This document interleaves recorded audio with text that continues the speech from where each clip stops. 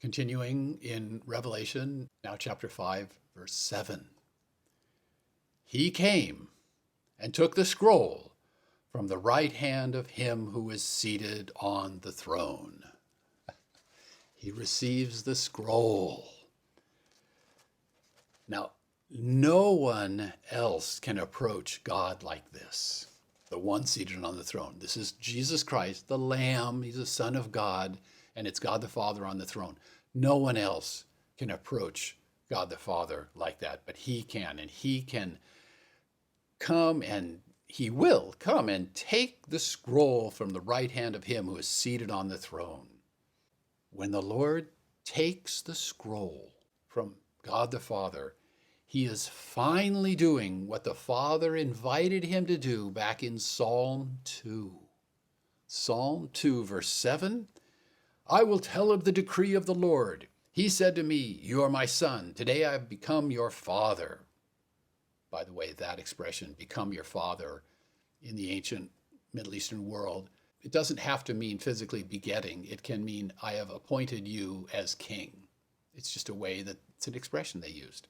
And then verse 8, ask of me, and I will make the nations your inheritance, the ends of the earth your possession. In verse 9, you will dash them with an iron staff. You will shatter them like a potter's vessel. Ask of me, and I will give you the nations as your inheritance.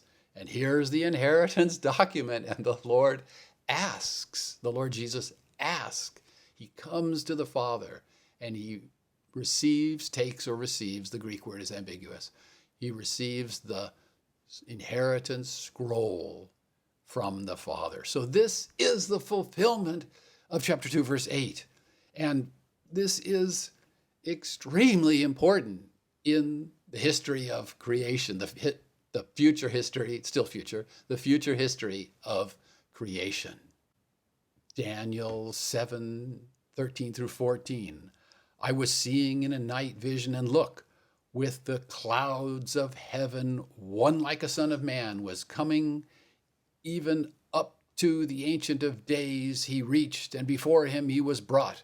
And to him was given eternal dominion, which shall not pass away, and his kingdom, which shall not be destroyed.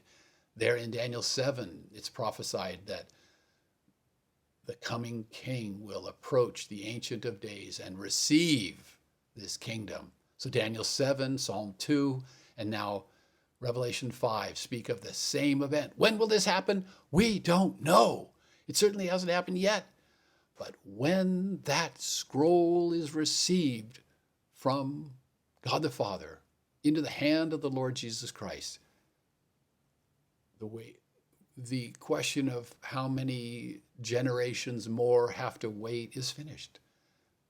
He will return 7 years later, according to the prophecy of Daniel chapter 9. The mystery of when he will return and the longing of the people of God for his kingdom will be really, actually soon. And so it's a wonderful event. After so many years, after so many centuries, he finally asks, and he finally takes the scroll. This causes great celebration. In the near circle around the throne, chapter 5, 8, 9, and 10, there's celebration. And then in a greater circle around the throne, 5, 11, 12, there's rejoicing. And then in all creation, 5, 13, there's this rejoicing. So now 5, 8 through 14, praise to him who takes the scroll. Everyone is worshiping because he has taken the scroll. The uncertainty is over. The kingdom will be established. And those 24 elders, and those they represent, will rule according to the promises of chapter 2 and chapter 3. Well, first, the righteousness of God requires the nations to be purged of their evil through terrifying judgments. Chapter 5, verse 8.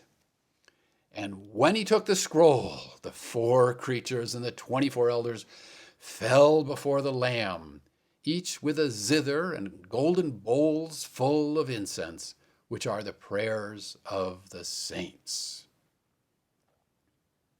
Though the prayers of the saints are considered lowly in this world, they will be present in the form of bowls full of incense on that day. This word zither is the Greek word kithara. It's often translated harp or lyre. It's actually pretty easy for us to imagine. Just imagine taking a guitar and modifying it some. Remove the long neck of the guitar. It's a guitar without the long neck. And it doesn't have the neck, so it doesn't have the frets. So it has to have more strings. And they had various numbers of strings. Different zithers had different numbers of strings. We don't know how many strings these zithers will have. There could be as many as 30 strings.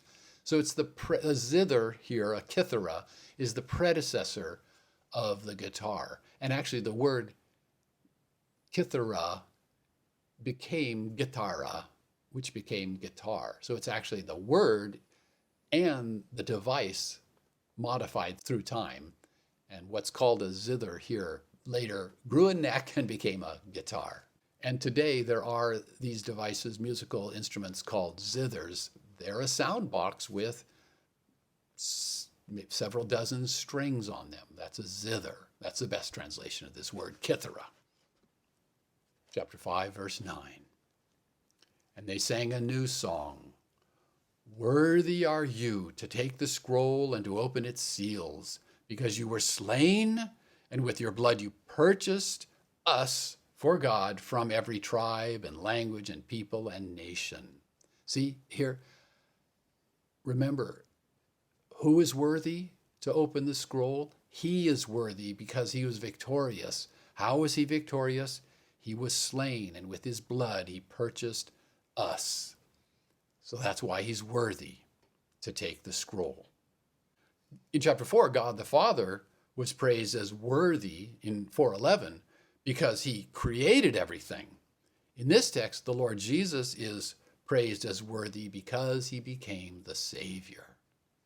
These 4 words, tribe and language, people and nation, are repeated 7 times in the book of Revelation. Never in the same order, never in the reverse of the same order, as Bauckham points out in his book, The Climax of Prophecy.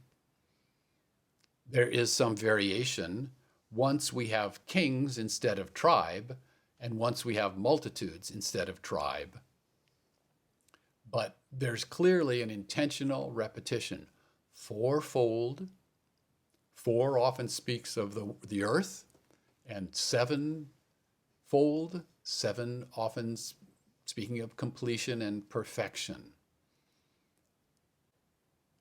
You were slain, and with your blood you purchased us for God from every tribe and language and people and nation all over, from all ethnic groups all over the world.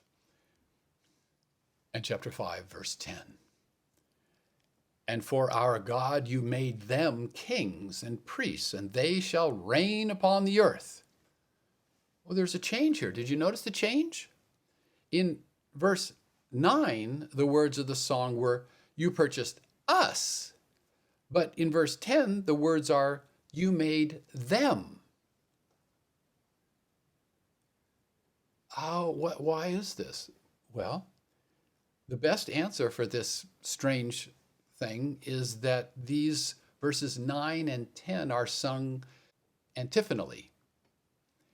And that means that one group sang verse 9 and one group sang verse 10. That makes especially good sense. In this case, this works very well. Verse 9 is sung by the 24 elders, believers that have lived worthy lives, the victors of chapter 2 and chapter 3, and even in the Old Testament time. With your blood you purchased us for God. Verse 10 is sung by the 4 creatures.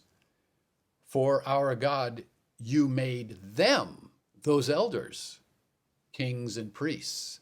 So it works very well. And they shall reign upon the earth. Verse 10, And for our God, you made them kings and priests, and they, who is the they? The they is the 24 elders then, representative of all the victors of chapter 2 and chapter 3 and of every age, people that have worshiped God in spirit and in truth, loved him with sound doctrine, the victors. They shall reign upon the earth. So it's a little hint of an antiphonal singing in the New Testament. We see this same kind of antiphonal singing in Psalm 24, Psalm 107, and Psalm 136 are probably also antiphonal.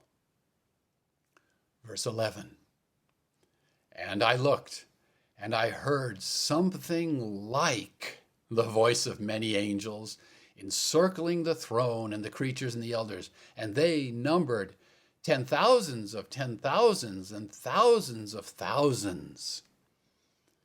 Beasley Murray in his commentary says the numeral 10,000 is the highest numeral in the Greek language. John is saying that there were 10,000s of 10,000s added to thousands of thousands. Well, it's an uncountable multitude of these angels singing praise to God, rejoicing. Why are they rejoicing now? Rejoicing because the Lamb has taken this inheritance document in hand, and he will soon open those seals. In this verse 11, 12, and 13, those praising the Lamb gets bigger. This circle of those praising the Lamb gets bigger and bigger. Verse 12, saying in a loud voice, worthy is the slain Lamb to receive power and wealth and wisdom and might and honor and glory and blessing. He's praised with 7 terms. That's not probably a coincidence.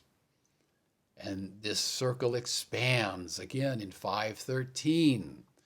And every creature which is in heaven and upon the earth and under the earth and upon the sea and those in them, I heard them all saying, to the one seated on the throne and to the Lamb, blessing and honor and glory and power into the ages of ages. Amen.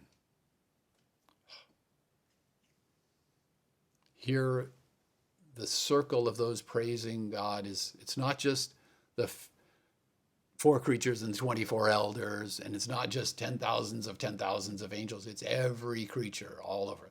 Now, John doesn't deal with why unbelievers would be praising.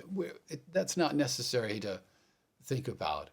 It's just this expanding joy and praise because the Lamb has taken the scroll and will open those seals, and the inheritance will be allotted.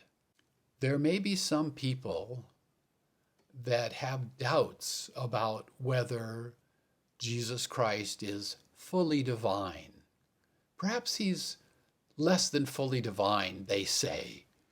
Perhaps he shouldn't be worshipped in quite the same way. Honored, yes, but should he be worshipped like God the Father? Perhaps the Lord is not fully deity and fully divine. And there's arguments today about a low Christology versus a high Christology. Is he just a lower God, honored but not quite worshipped like God the Father? That would be a low Christology. Or is he fully God? Fully God. That would be a high Christology. And he should be worshipped with all the enthusiasm and all the dedication and all the glory, because he is the glorious God. Well, yes, the Trinity is a difficult doctrine to understand, but here in this scene, in Revelation chapter 5, no one has any doubts about whether the Lamb should be worshipped. They have a high Christology. They are worshiping the Lord Jesus Christ as God, and they're worshiping God the Father as God. How that all works out, isn't explained in theological terms, but there's no doubt Jesus Christ is God and should be worshiped as God, and only God should be worshiped, and they're doing that. So a high Christology is demonstrated here in Revelation chapter 5, the last verse in chapter 5. And the four creatures were saying, Amen, and the elders fell and worshiped. In 4, 8, 9, and 10, all the praise that's pictured in the throne room of God begins with the four creatures and the 24 elders. And here it ends, it comes to a close also with the four creatures and the 24 elders, because as verse 14 says, and the four creatures were saying Amen, and the elders fell and worshiped. So chapters 4 and 5 have been kind of a hinge section, a section bringing us out of the 7 letters of 2 and 3, where we read about the victors and the promises they were given if they remain faithful, or if they become faithful victors, the promises including authority over the nations and sitting on thrones, sitting on Jesus' throne with him. And then in 5, we meet the Lord Jesus. He's the Lamb standing as though slain. He is worthy to take the scroll and open the seals, and he will open those seals, and the inheritance, the rewards promised in chapter 2 and chapter 3 will be allocated once the scroll is opened. And so as we move on to chapter 6, we'll see those seals opened and what happens when those seals are opened.